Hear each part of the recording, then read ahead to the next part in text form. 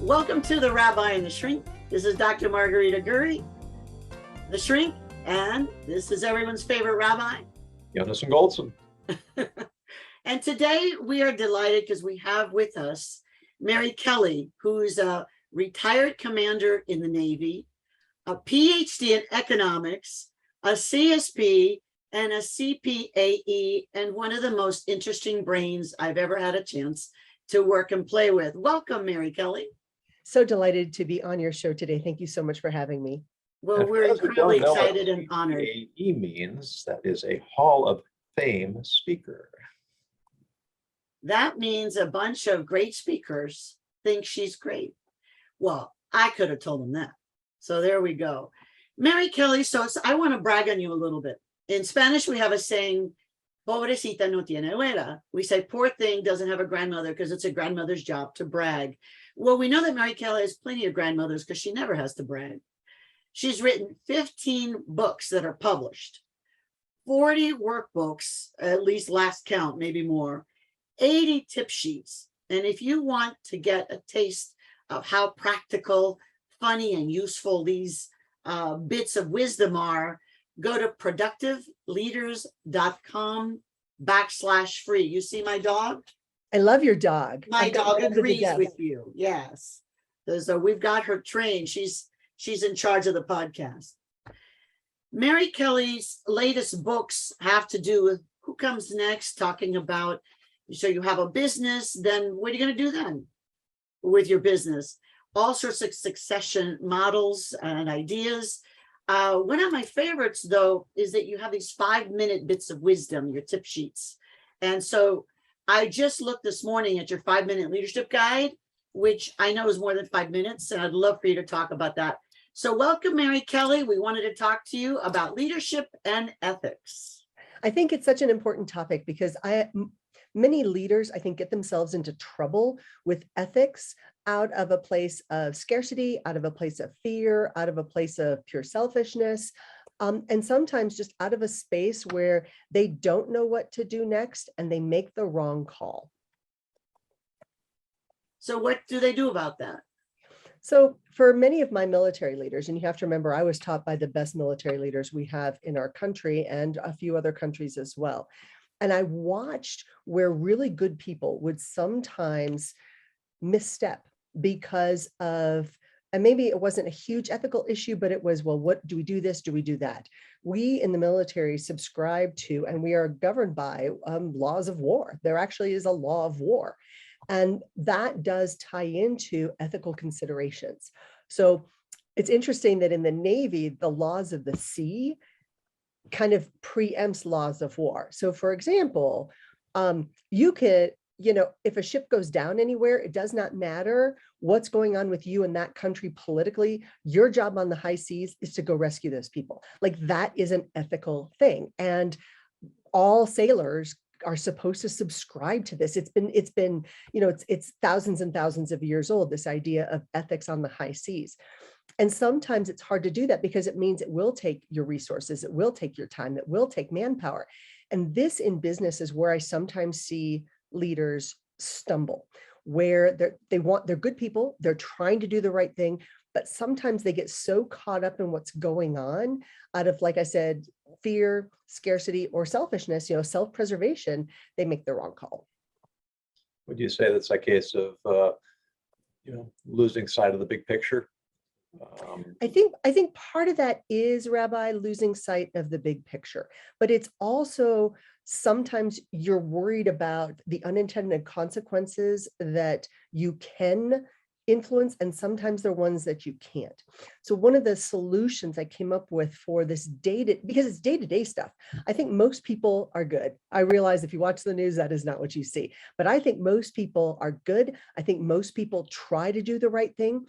But our right thing is not the same thing as your right thing. So for example, if you've ever gone to dinner, a nice dinner with your partner or spouse or friends, and the wait staff takes your order, the food comes out, the food is correct, But what if they just drop the plate in front of you, kind of like very haphazard? Well, you're at a fancy dinner. Maybe there's candles, maybe there's fancy drinks, maybe there's appetizers, maybe there's beautiful rolls that come out piping hot with butter shaped in the form of little farm animals. All these beautiful things, but then they just drop the plate in front of you and the mood is ruined. See, the food got there. And for them, it may have been the right thing because the food got in front of you, but it's not the right thing in terms of what you're looking for that dinner experience. So sometimes people wanting to do the right thing means helping them clarify what that right thing is. And we cannot assume that other people's right thing is the same as our right thing. For example, if you work in fast food and then you go to work at a 5-star hotel, food service is a little bit different. It just in terms of the delivery mechanism. So, instead of here's a paper bag, it has to be presented in a certain way on a certain side of the table and done a certain way. So I think part of our job as leaders is to articulate and very clearly define our expectation of what the right thing is, and then we have to live it too.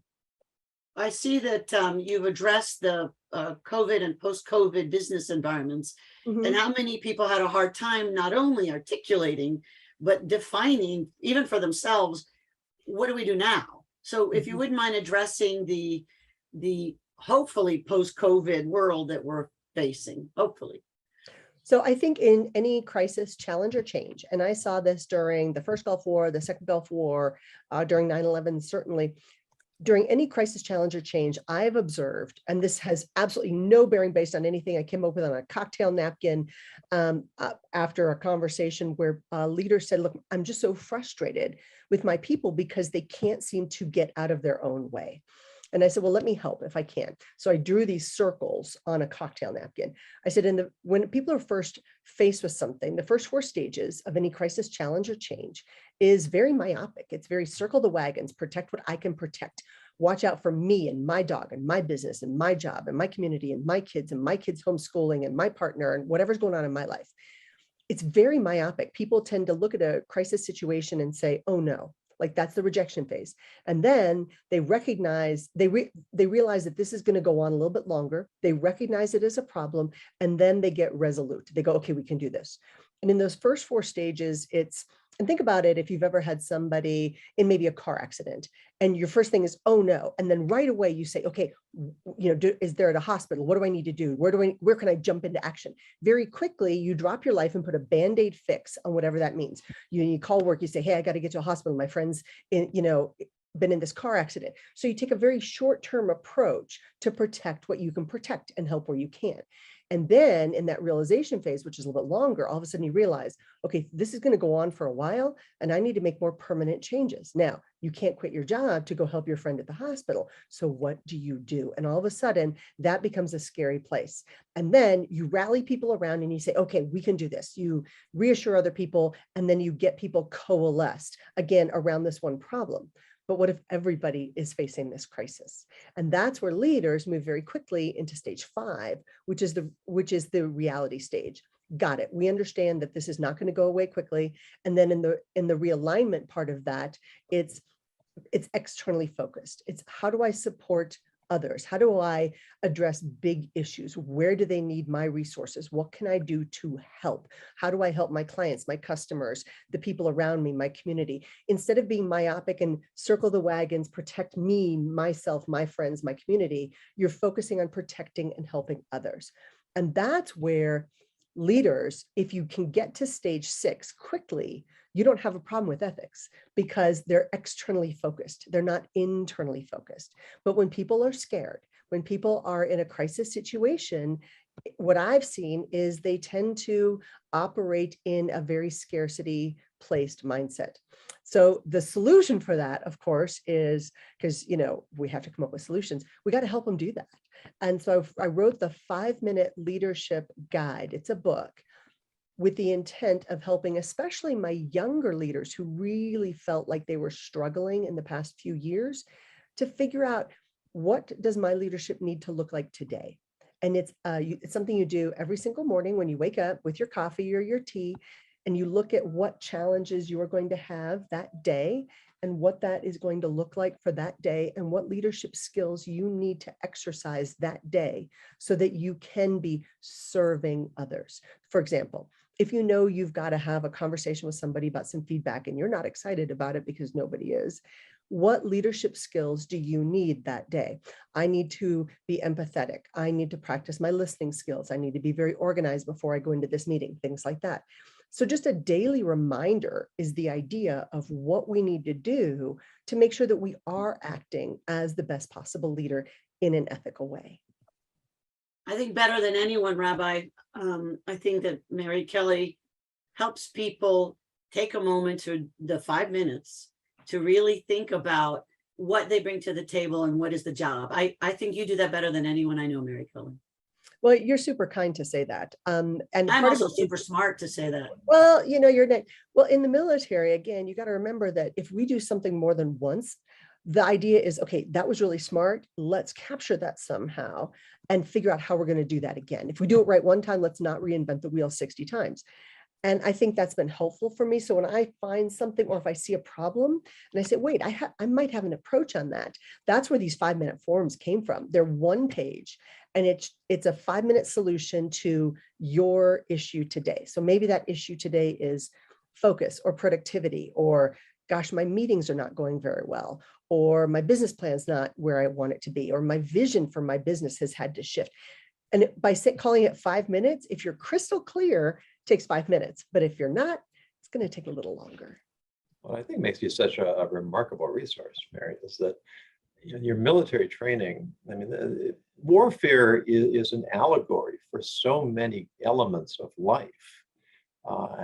Competition in business, often relationships, and we have our long-term goals, and we have our short-term objectives, and then you have the facts on the ground, and those don't always mesh nicely. And the ability to prepare ourselves so that we can respond in the moment based upon the preparation, that's something I think you are in many ways uniquely positioned to help leaders develop in themselves. Well, you're so kind to say that. My analysis of people has not come from the experience you both have. You've read the books and you've got the degrees and you've studied all the things and how people interact and all of that. My experience has been more watching what my leaders did and figuring out what worked, and then mapping out, okay, so this happened, and then we have to map this out. Now what? And when we train leaders, it's not anybody's job description. When you say you're the CEO, what does that mean? It means you run a company. Implied in that is you're going to lead the company. That's kind of the idea, but that's not usually where people's skill set is. And for us, we try to imbue people with leadership skills because we know we can't plan for everything. We've got to develop leadership skills so that you default to the right thing. And that, I think, is really hard, is that changing that default in our brain to defaulting to the right action, especially in times of stress. So that's why we train. You train so that your body responds in the right way, so that you can still focus when there's all kinds of confusion and chaos and lots of loud noises that happen when you're involved in stressful situations in the military. And the idea is, because you've trained in that environment, you can respond without succumbing to that sense of fear and scarcity. Because what we don't want on the battlefield is people who freeze. And that's what I saw in the last few years, were a lot of leaders who simply froze, like deer in the headlights. They weren't sure what we were facing. They weren't sure what to do next. They'd never seen it before. And they had never been given or had never fully developed the leadership skills they needed in order to respond quickly and in the right way. You said something a couple of times that I think I really want to focus on, that you absorbed from great teachers. Mm-hmm. Which is different from being taught by great teachers. One of the great figures in Jewish history is Joshua, who was the successor of Moses, led the people into the land. And the sages are rather blunt in telling us that Joshua was not the greatest sage or scholar of his generation. So what did they say qualified him to be leader? Well, it says that he never left the entrance of Moses's tent. Why? Because Moses was the greatest person he knew. And he wanted to be the greatest person he could be. So he said, I'm going to spend as much time as I can in proximity to the greatest person I know. And it's not because he was training to be a leader. He was just training to be a successful human being. And in the process of that, he became the leader of his generation. And poor Joshua. I mean, that's a really tough baton to pick up. Okay, there was Moses, and now tag, you're it. Like, come on. That's a really, really tough role to play. Talk about a succession plan. Seriously. I mean, wow. And you don't have a team of Mary Kellys to help. It'll be all right. Let's look at a 5-minute leadership plan. All right, Joshua, what are you going to do now? Well, Joshua did get, but he was able, and I loved how you phrased that, Rabbi. He sat at the outside of the tent, because you hear things, you see things. A lot of times I talk to parents and they say, I just don't know if my kid's listening. I said, they may not show that, but they hear it and they see it. Right. So sometimes as leaders, we don't know the impact we have, both good and bad. We don't know the long-reaching effect. There was one of my best naval leaders. I never worked directly for him, but there was a situation where it was an unfortunate set of circumstances and somebody needed to be the fall guy. The inspector general came out and they were looking to, figuratively hang somebody. And this guy said, look, I'm at the end of my career. There was a conversation. They put him in that job on Monday, knowing that the inspector general was coming out on Tuesday, and he was fired on Wednesday. And he took the fall, like he fell on the sword, because the organization in itself was solid, and they just needed to show that there was action being taken, that the problem was being addressed, but somebody was going to get fired. And it was one of the most honorable things I've ever seen. It was that sacrificing yourself for other people. And it was amazing to watch and go, and that's what leaders do. You sacrifice yourself for the other people around you and for the organization when it's in the best interest of the organization. Can we look at that from the other direction? Oh, I'd love that. They were looking at it for a scapegoat, essentially. Yes. Is that ethical?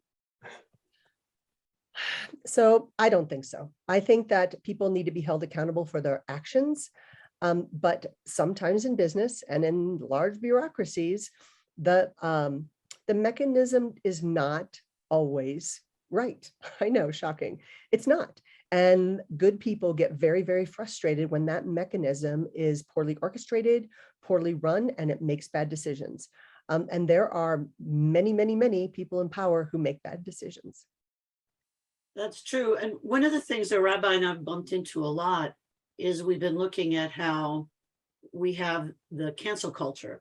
So many times leaders, instead of leading or setting expectations, will find a scapegoat and say, well, this is the solution, we're done.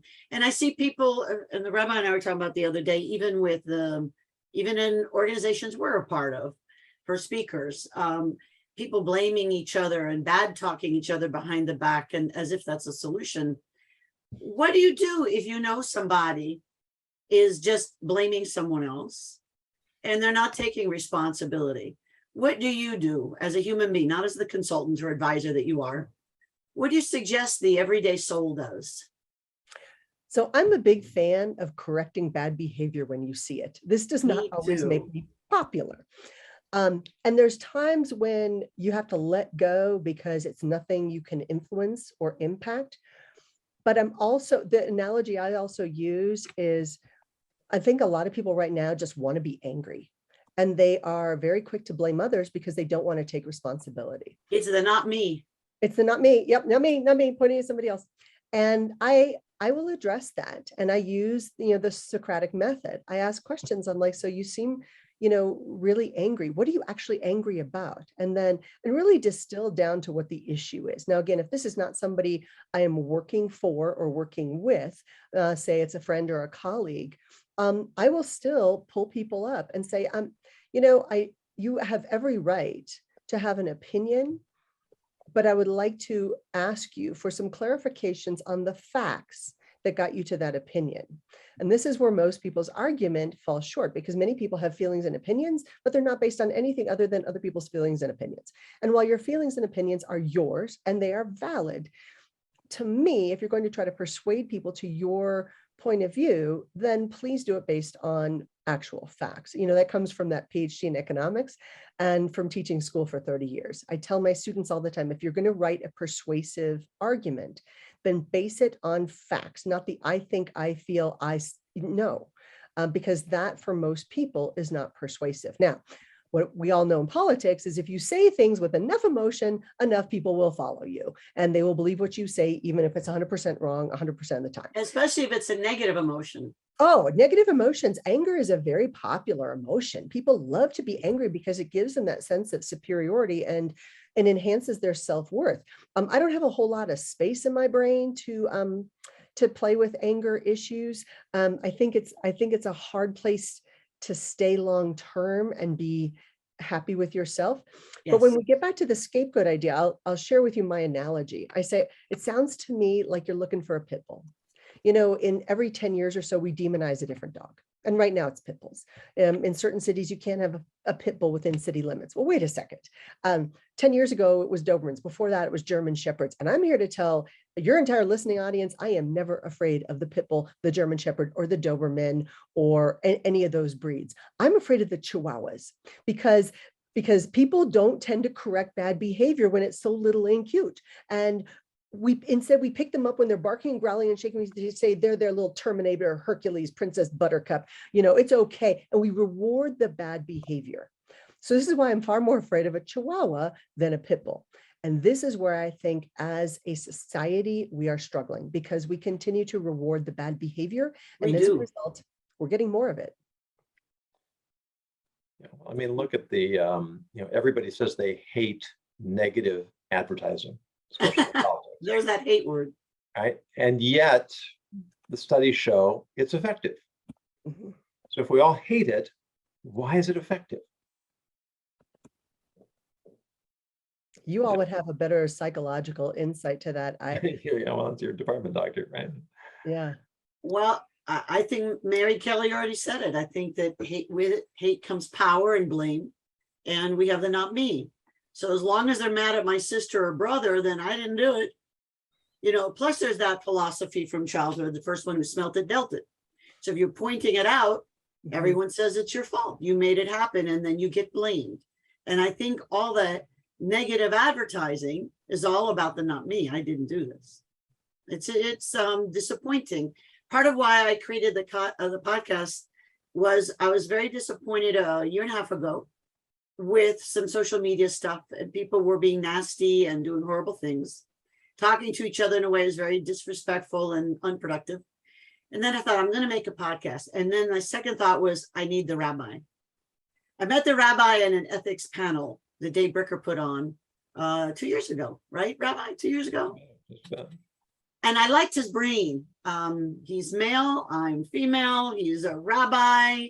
He's white, I'm Hispanic. I thought bada bing, bada boom. And it's fun. And he and I disagree often. And I like arguing with him. No, we don't. No, yes, we do. Who said that?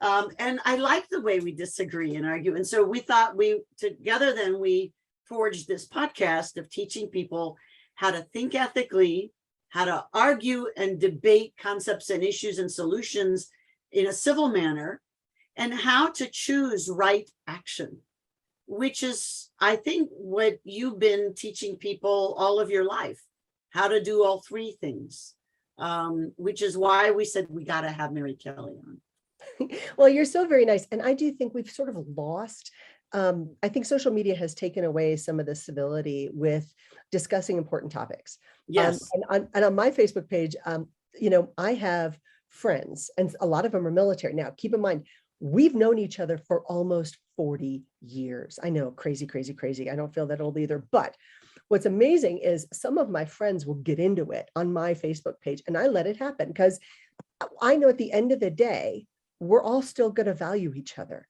But I've had other people who have watched this dialogue and they're horrified because they're like, this is terrible. And they're just being so, I'm like, they were roommates. Like they know each other well. They get along. They go on vacations together. It's okay. You can have crazy disagreements and still like each other. You can still appreciate other people's perspective, even though you disagree with whatever they're thinking. And in the military, we say it.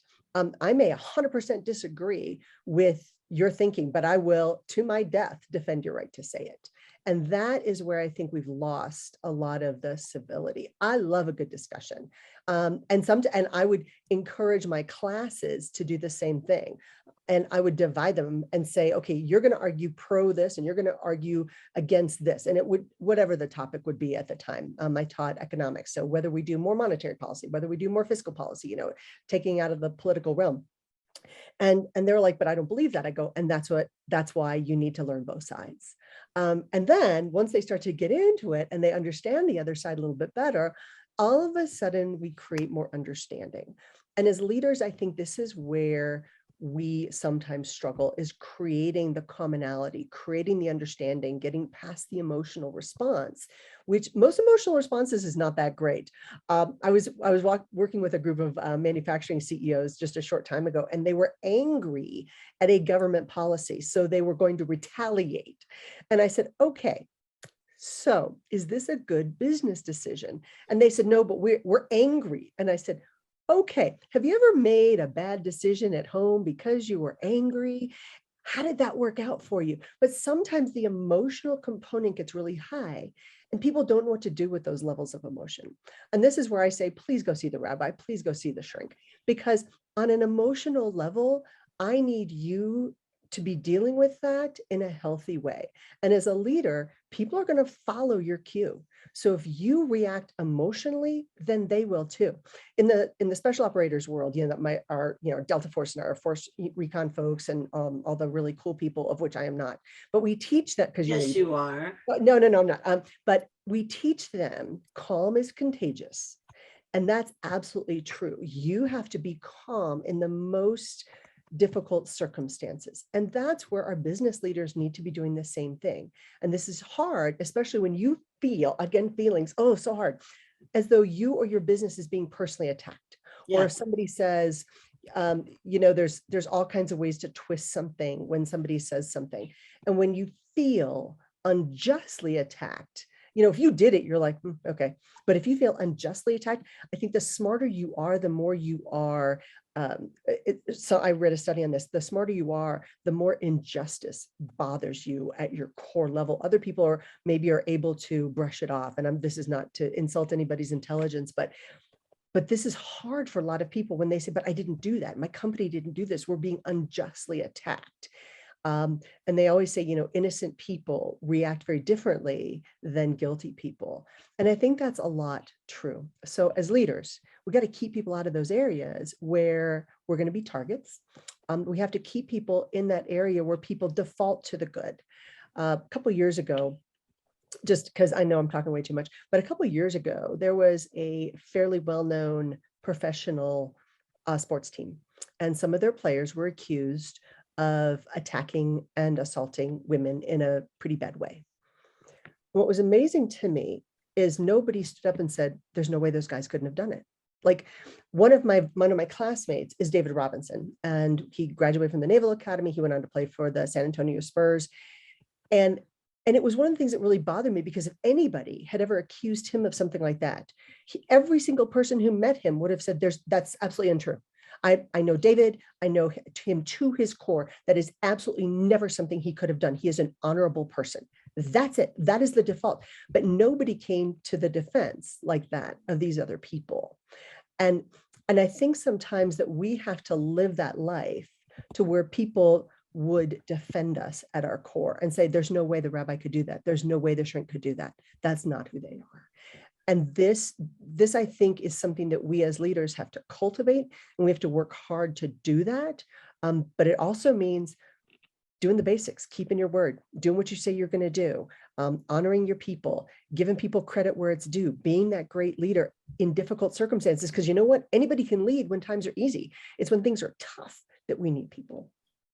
That was a very long answer to not even a question. You gave us a whole lot. I thought it was great. You reminded me. a number of years ago, the local Jewish newspaper published an article in my name that I hadn't written. And it was an honest mistake. It was an honest mistake. But it presented a point of view quite different from what I would have said. And I was teaching high school, and there were parents that were calling for me to be fired based on this. And I met a neighbor, not even somebody I knew particularly well, who said to me, "I knew you didn't write it."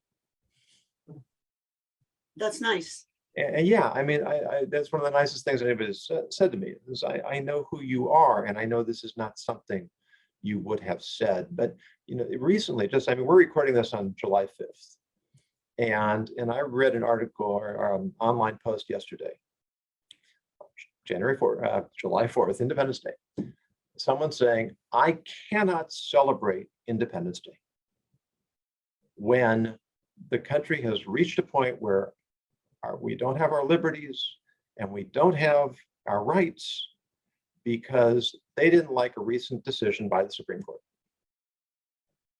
And the inability to say, okay, I don't like this decision, but there may be another side.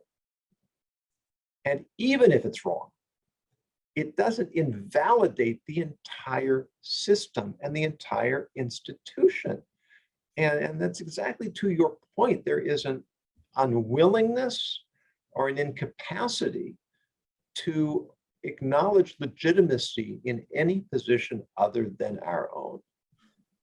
And how can we possibly succeed? How can any organization, community, or institution succeed? I think that is perfectly said, Rabbi, because it's people want right now to be told that they're right. And they want to be validated. And I do think it comes from a place of fear and scarcity and uncertainty. So as leaders, if we look at organizations where people kind of roll with things, not because they're blind to what's going on, but there's a reason we have different parts of the government, different branches. There's 3 branches for a reason, and that is to help us all move forward in a good way. And you're not going to like every decision they make, for sure. But I think you're absolutely right that we've got to be moving forward in a way that works. And leaders our job is to unify people, even when they have disparate opinions, even when they don't like what somebody else is saying. I have friends on all sides of the spectrum. It's always very interesting to me when people say, well, you were military, therefore you voted this way. You're a woman, so you voted this way. Or, you were raised Irish Catholic, therefore you voted this way. And by and large, they're all wrong. So people make assumptions about other people that I think we need to stop doing that. And we need to be looking at individuals and valuing them as individuals and stop making assumptions based on the stuff that's in our own head. All right, so I'm going to say something that's one of my pet peeves. I came to this country from communist Castro's version of whatever that was. And so I'm very pro-American and I love, I'm American. What I don't understand then is people say, well, I don't like this decision, so I'm not going to vote anymore.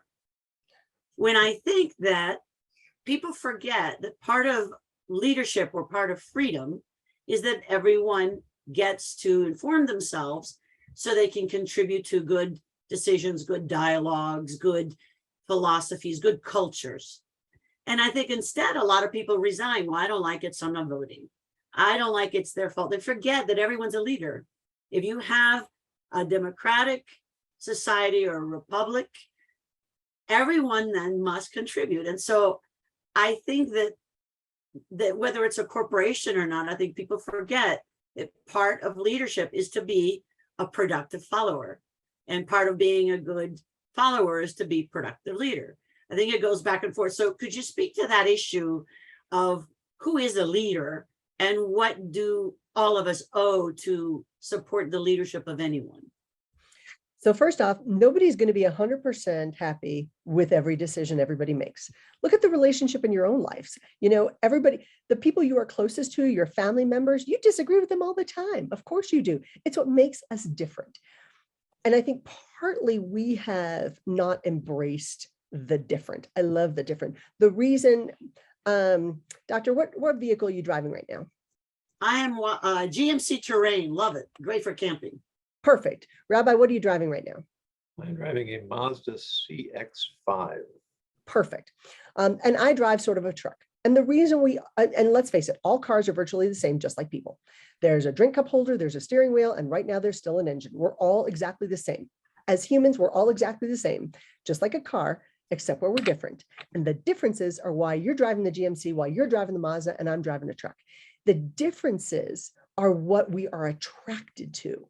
And that is where I think as people, we sometimes gravitate toward people who are most like us because it's easy and we're comfortable.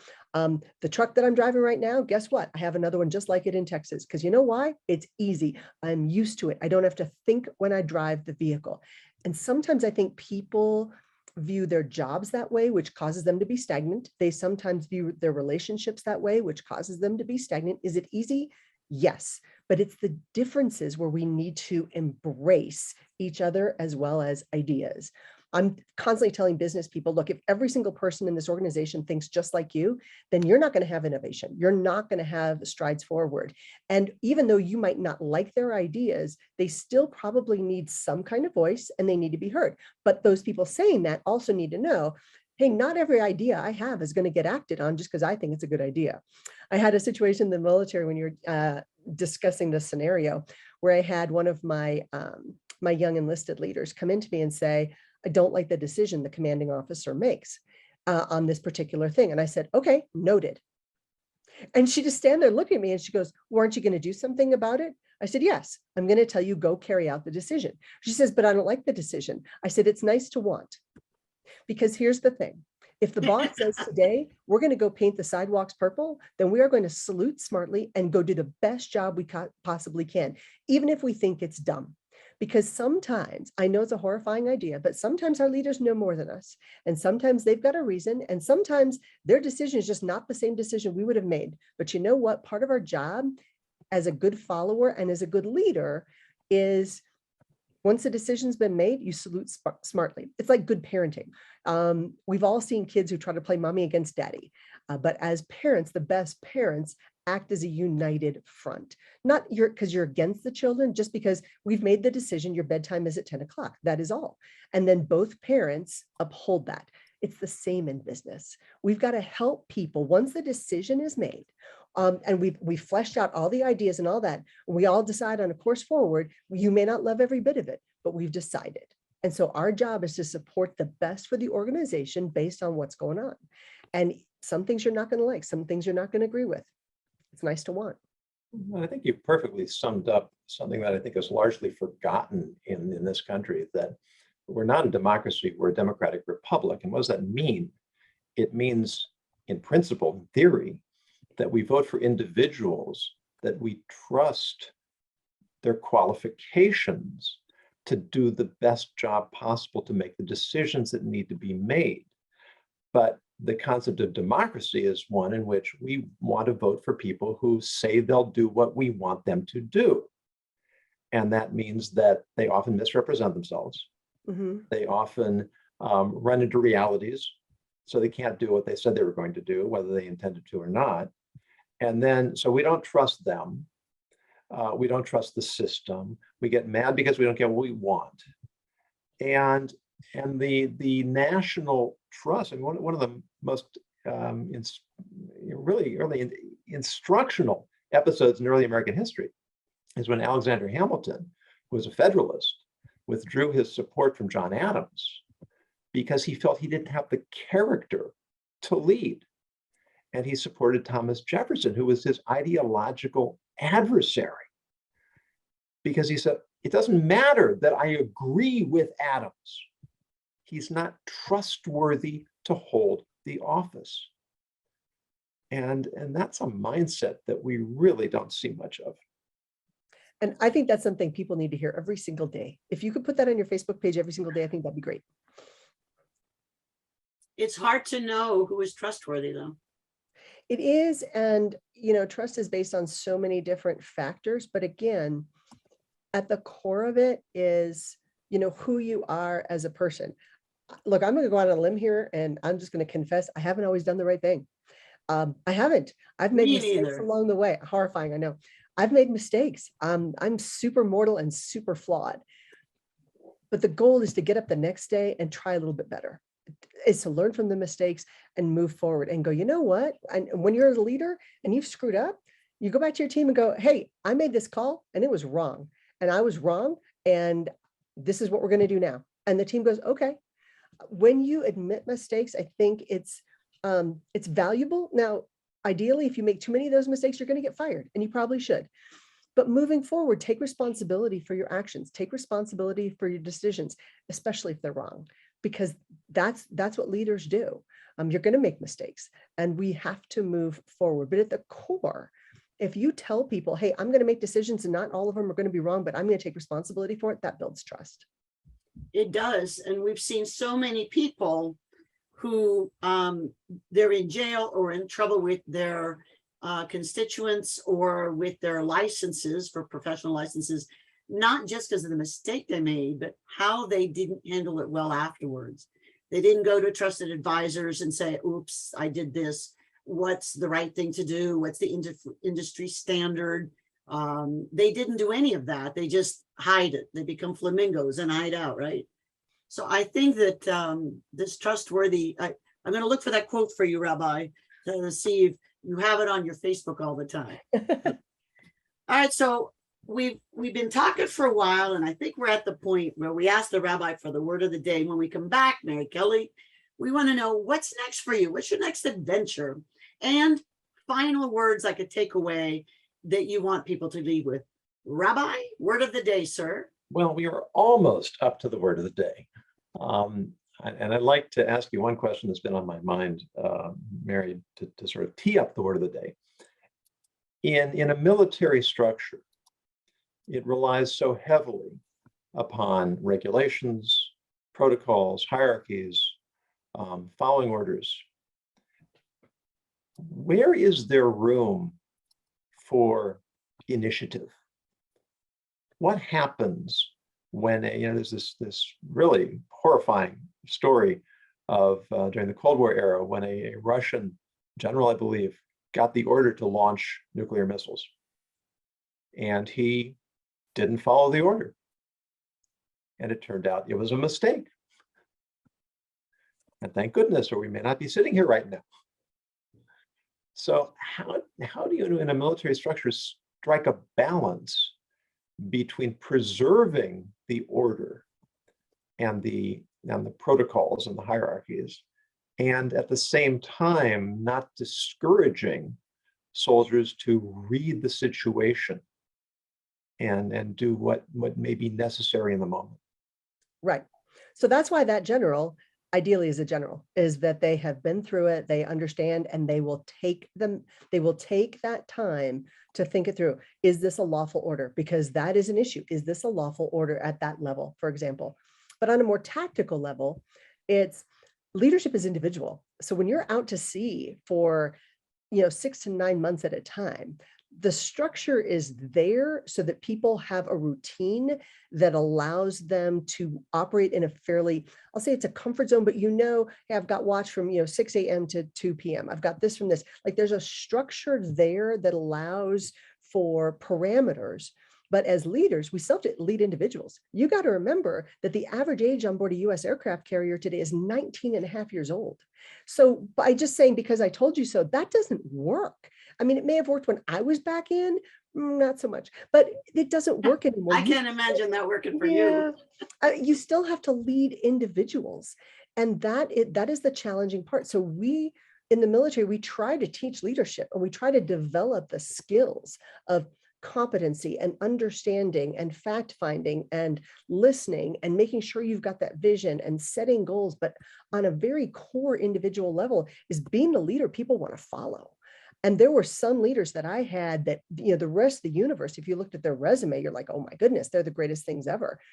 But when it came right down to it, working for them was a very different situation. And then there were others where people were terrified of them. And I would have gone through hellfire and water for them every single day. And, because that's the kind of leader they were. So leadership is still a very individual tailored thing. So you can't just say, hey, let's go paint the sidewalks purple.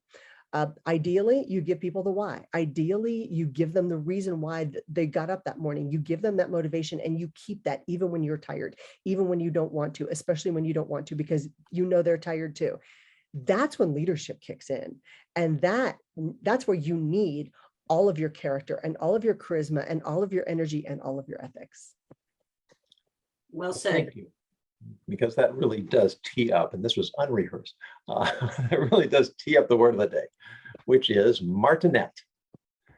And there are two definitions in dictionary.com. The first is a strict disciplinarian, especially a military one.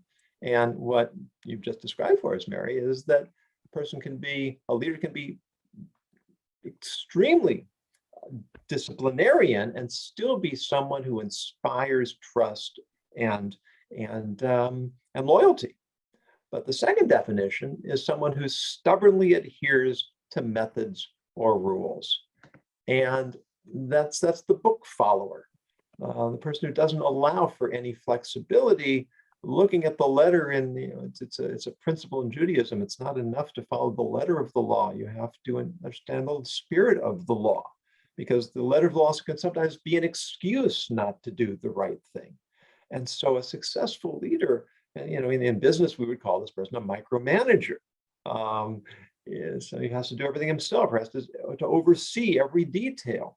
The successful leader, the way I think you've presented to us, is someone who is demanding, who sets high standards, who has high expectations, but who demonstrates a sincere commitment and is willing to trust his underlings or her underlings in order to earn their trust. It creates a kind of reciprocal relationship that builds a successful community, a successful enterprise. Totally agree.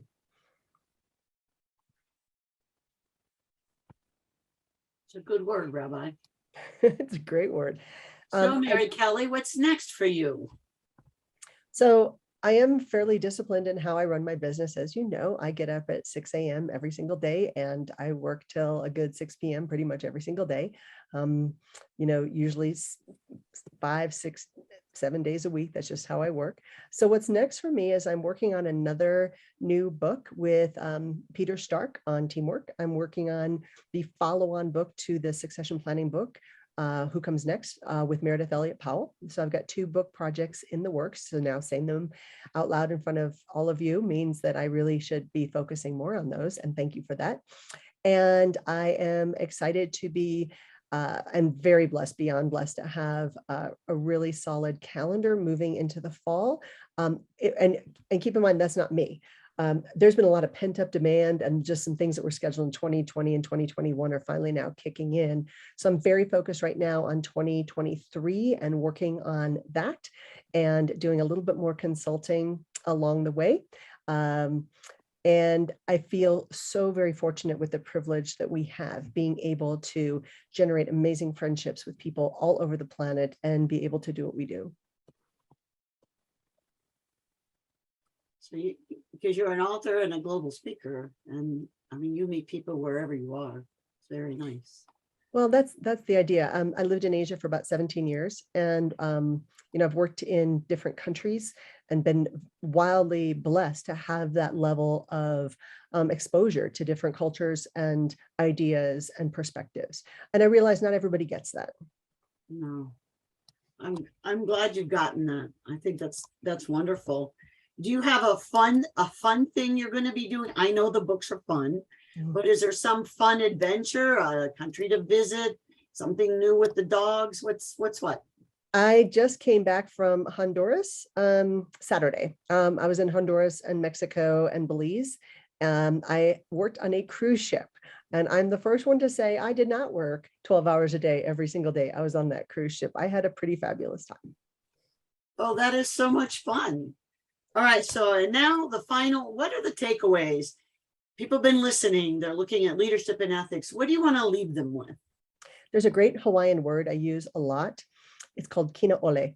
Kina ole was coined by George Kanahele. And the word means do the right thing at the right time with the right spirit to the right person every time. Could you say that again? Maybe. So it's do the right thing at the right time with the right spirit to the right person every time. And the word is Wow. ole. And I just think if we all woke up every single day with the intent in our heart to serve each other and do the right thing for them, not always in the way that works for us, I think it would make the world a better place. And I still want world peace. And that's not just the word of the day, that's a word for every day. So thank you for sharing that with us. And thank you for sharing your wisdom with us, Mary Kelly. It's been absolutely inspiring. And you are inspiring. You are So inspiring. grateful that you took the time to join us. Thank you. The right wisdom and the right spirit as well. Thank you so very much, Mary Kelly. We have been blessed to have Mary Kelly here on the Rabbi and the Shrink, and we'll see you at our next episode. Please do catch her at productiveleaders.com/free. You get all of the 5-minute tips that you never knew you needed. It's changed the way I do things, actually. I've learned a lot from your tip sheet, so thank you for that as well. Everyone, see you soon. Thank you for listening to the Rabbi and the Shrink, Everyday Ethics Unscripted. To book Dr. Red Shoe, Dr. Margarita Gurri, or Rabbi Yonason Goldson as speakers or advisors for your organization, contact them at therabbiandtheshrink.com. This has been a Dr. Red Shoe production.